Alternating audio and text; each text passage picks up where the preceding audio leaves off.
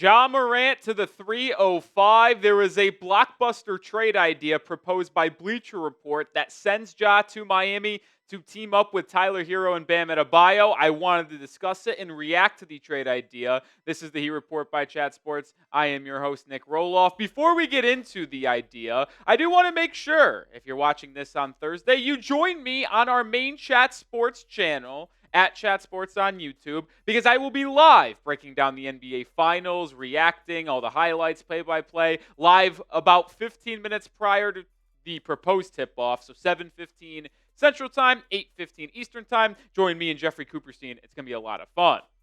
Let's get into the trade idea now. And we have talked about Ja Morant potentially coming to Miami for a while now, as he is a potential point guard on the market the Heat could go after. Well, in the Bleacher Report proposed trade, Miami lands Ja Morant, and all the Heat send, and I know that is crazy to say because they do send out 4 relatively solid players, and Andrew Wiggins, Nikola Jovic, Jaime Jauqez Jr., Pelle Larsson. But here's the part that intrigues me. You only, in this trade idea, send one true first-round pick in 2029 and a 2031 first-round pick swap. And my initial reaction to that is, I have a lot of reservations about Ja because I am not sure how he'll fit next to Tyler Herro defensively, which we'll talk about here more in a little bit. But to me, if you are acquiring an all-star level guard that Ja Morant is, and all you're sending is one true first-round pick, and what do I mean by one true? It's like, you're only losing one first. Like, yeah, you might lose your own pick if you have a higher spot in the draft order than Memphis in 2031, which is that swap, but you still would technically have a first-round pick in that draft. So the only year that you're really giving up a pick in is 2029. That is very advantageous for the Miami Heat. And here is what Bleacher Report actually said from the Heat's perspective on this trade. They said that this is a lot to give up for a diminutive guard who struggled to stay on the floor throughout his career due to injuries and off-the-court issues. But Morant has superstar upside, and this season made it clear that a top duo of Bam Adebayo and Tyler Herro isn't good enough for meaningful title contention. We are going to have a show go out tomorrow on a potential Zion Williamson trade, and I talked a lot about risk and the willingness to go in on a risky player in terms of maybe a Ja compared to a Zion Williamson. When I talk about the risk on Ja Morant compared to a player like Zion, I am much more willing to take on the risk with Ja Morant than a player like Zion because, well, Ja actually is able to fit more well with the Heat than a Zion, but that's a conversation for a different day. Either way, Ja Morant has been an all-star guard in the past, and I believe that he could fit really well in Miami on the offensive end, which is something Miami desperately has needed over the past 3 or 4 seasons. This is an offensive engine. Yeah, he has struggled to stay on the floor over the past couple of seasons in 23-24. He got suspended for the first 25 games of the season, comes back, gets injured, basically a wash year for Morant. But then he missed a lot of time this past season as well. And then we obviously watched him get hurt in the playoffs, which is why they ended up being the 8th seed. They ended up getting dismantled by the Oklahoma City Thunder very quickly in that series. But when he stays on the floor and is able to be healthy, yeah, he's not a good three-point shooter, but you see it. He's consistently given you about 25 points a night and 7 assists. That is something that Miami has not had a player do for them, I don't know, since Dwayne Wade and LeBron. Like, that's how long it's been since the player's been able to add that much offensive firepower to this respective Heat squad. So before we go any further on today's show, are you willing to risk it like I might be able to? Would you trade for Ja Morant? Type T for trade, type P for pass. Today's pinned comment. So if you're with YouTube ad break, scroll down, let it play, and answer today's question.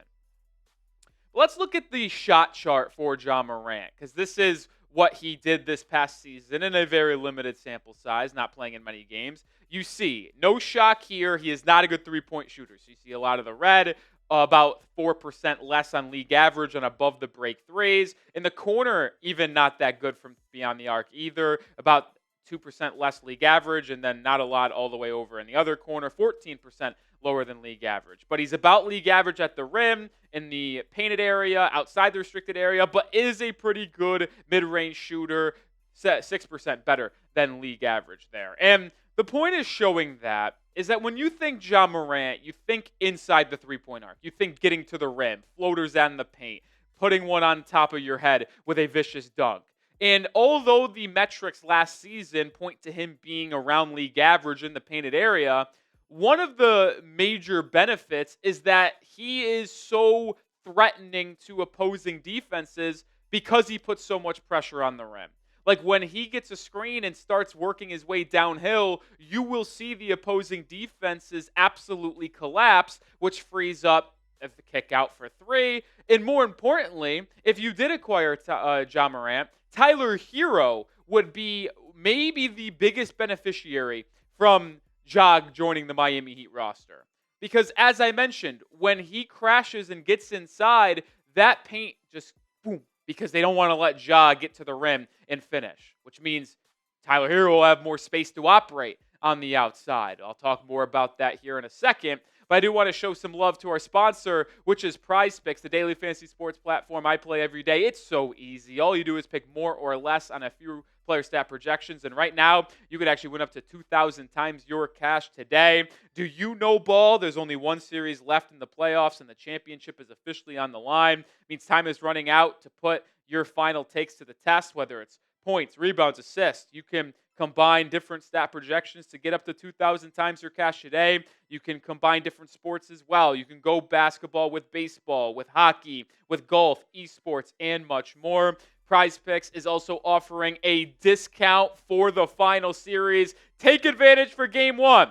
Tyrese Halliburton, 13.5 points. Just got to take the more than there. Discounted from 17.5. Shout out to PrizePicks for giving you a potential easy entry with that discounted point projection for Tyrese Halliburton. They have Taco Tuesday, they have Flex Friday, so many different deals and specials to make playing daily fantasy sports even more fun. So join me and the millions of others on PrizePicks. Download the app today. Use code CLNS to get $50 instantly after you play your first $5 lineup. That is code CLNS to get $50 instantly after you play your first $5 lineup. PrizePicks, run your game.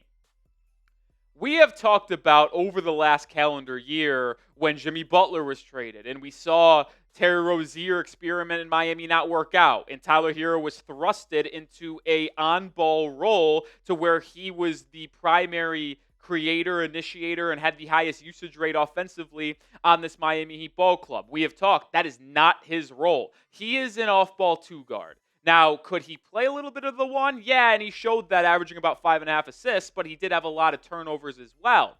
Tyler Herro's more natural role is an off-ball secondary ball handler that can use his shooting ability to get open looks, moving around screens, splits, and pin downs, and then leveraging that into pump fakes and driving inside for floaters and mid-range pull-ups. Well, if you have Ja Morant, who is now your point guard, getting your team in offense in the most of those actions, getting a lot of attention from opposing defenses because he is more of a threat than Tyler offensively based off his ability to get inside. Well, Herro will get more open looks on catch and shoot three-point opportunities. He will have more room to operate on the perimeter, which would then allow him to be even more efficient than he was last year when he shot 47% from the field and 37.5% from beyond the arc and was a first-time All-Star. Herro would be very, very happy on the offensive end to be paired up with Ja Morant.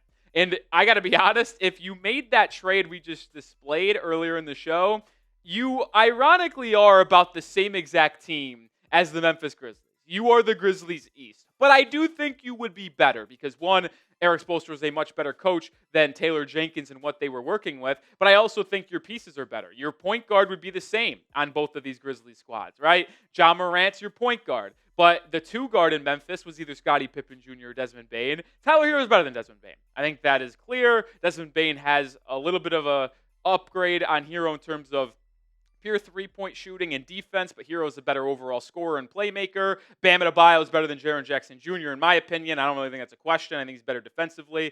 Jaren Jackson Jr. might be a little bit better offensively and due to that three-point shot. And I think Kel'el Ware long-term will be better than Zach Edey as well. So to me, you look at the Grizzlies starting five, you're missing Scottie Pippen Jr., yes, and Jalen Wells at times, but out of your core four, you have the same point guard, you have a better two guard, you have a better four, you have a better five. So you are basically the Grizzlies of the East, but I do think you are slightly better. Getting to more on Herro and Ja here in a second, their fit in the backcourt, but make sure you are subscribed for daily Miami Heat content for 100% free. It is one very, very beneficial thing of us here at the Heat Report. You can get our content for free every day. Join the channel, under 500 subscribers away from 23K. Let's get there soon.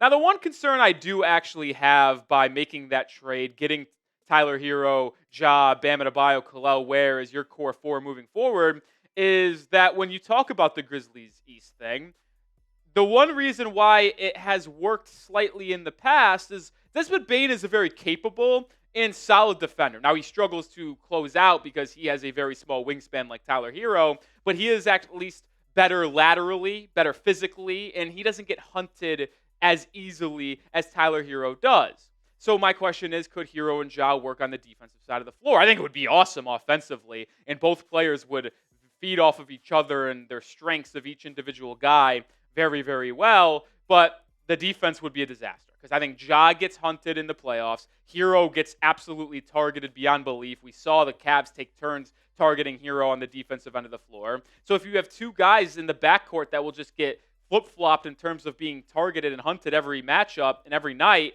that could be dicey. So I'm not going to get into it in depth here, but what if you made that trade to get Ja Morant and then ultimately flip Tyler Herro? Now, I don't know if that is the best idea here, but you do that and you build around a duo that is Ja Morant and Bam Adebayo. Maybe you get a better, well-rounded roster around those two. You still have some backcourt shooting that you get back in return from a Herro and a good wing defender, and you get some draft capital as well. It's just an idea. Now, if you make that trade, you're likely trying to keep the trio of Bam, Herro, and Ja, but it's just an idea out there if you aren't a very optimistic person in terms of their fit on the defensive side of the floor. But there is the question if the Grizzlies would be even willing to trade Ja Morant. Well, I think they might be, and Bleacher Report kind of agrees, and this is the reason why.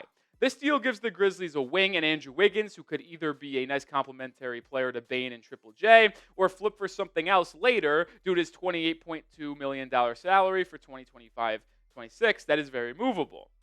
Also includes a pick and a swap for a player whose value is far from its peak, but most importantly, there's a lot of young talent and versatility here.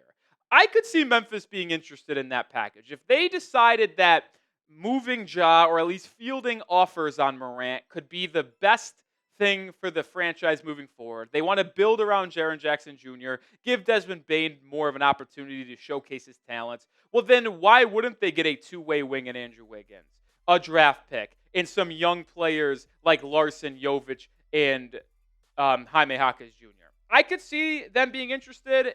Are they going to be through the moon by only getting one first-round pick in return for Ja? Probably not, but they do get a lot more versatility in terms of their roster and wings and overall ability to go maybe make another trade for a player that complements Jaron Jackson Jr. and Desmond Bane better. People forget this core in Memphis has been around for a long time. It's been 4+ years of Ja, Jaron Jackson Jr., and Desmond Bane, and it really hasn't amounted to anything. So there could be a shakeup over there in the West.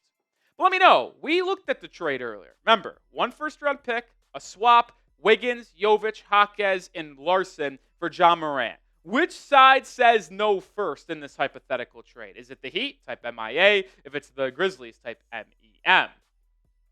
I'll close out the show by saying this. The defensive concerns are there with Ja and Herro. But if you can acquire Ja Morant for only one true first-round pick, I think you got to do it. I know giving up Jovic would hurt, but he is contract extension eligible soon, so that could be dicey. Jauqez had a super disappointing second season. Larsson showed promise, but he didn't get a lot of playing time. He's just a second-round pick. And then you're giving up Andrew Wiggins, who half the fan base wants to trade away anyway. So if we're going to be honest, it's really not that much that Miami is giving up. I am not someone who wants to hug prospects. I am much more willing than most to trade them away for a proven star, which Ja Morant is. Not a superstar, but a star. I am willing to do it because you would keep your 20th overall pick this year. You still would have multiple tradable first-round picks in the future as well. You're not mortgaging your future, but you're taking a solid swing on a all-star level guard that you've been searching for in that backcourt. I think I'm willing to make the trade. But this is why you subscribe to the channel, because we will put out daily content around the Miami Heat, trade rumors, draft rumors, everything in between. Join the channel today for the top-notch coverage on YouTube surrounding the Miami Heat.